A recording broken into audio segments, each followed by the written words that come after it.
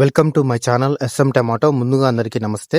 ఈరోజు శుక్రవారం 27వ తేదీ ఫిబ్రవరి నెల 2026 సంవత్సరం. ఈ వీడియోలో అనంతపురం టమాటా మార్కెట్లో స్టాక్ ఎంత వచ్చింది, టమాటా ధరలు ఎంతవరకు వేశారో చూద్దాం. ముందుగా అనంతపురంలో స్టాక్ చూసుకుంటే ఈరోజు స్టాక్ భారీగా తగ్గింది. అన్ని మార్కెట్లు కలిపి 16,000 స్టాక్ రావడం జరిగింది. 16,000 స్టాక్. నిన్నటితో పోలిస్తే ఈరోజు స్టాక్ 5,000 తగ్గింది.